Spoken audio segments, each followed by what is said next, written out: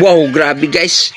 Kaka-withdraw lang kanina ng 103 dividends. May pumasok naman ulit. Hindi ko lang na-videohan, no? Pero na screenshot ko kanina. Ito yung dashboard ko, no? Na-withdraw ko, na limutan ko na i-video.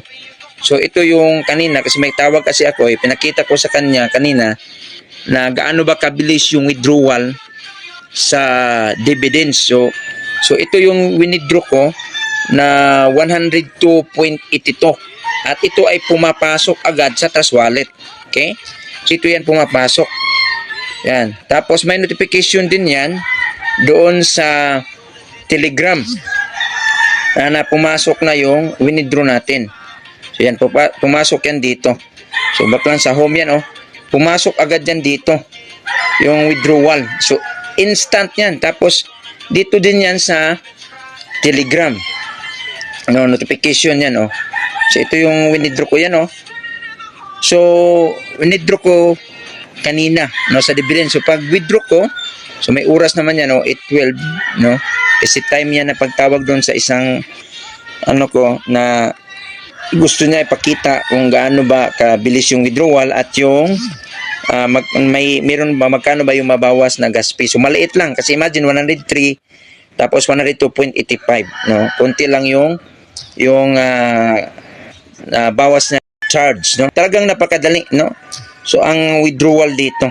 Kaya sabay ka dito guys kasi ano pa lang tayo dito. Nag-start ito October 21. So anong pizza ba ngayon is October 28. So 7 days pa lang, kaya sabay kayo.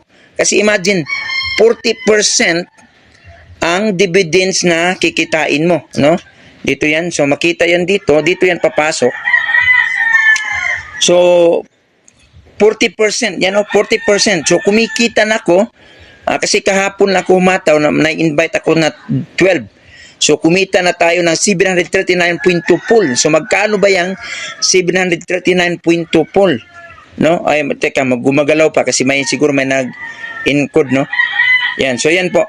So yan o, 739.2 at ang dividends ko is 321.47.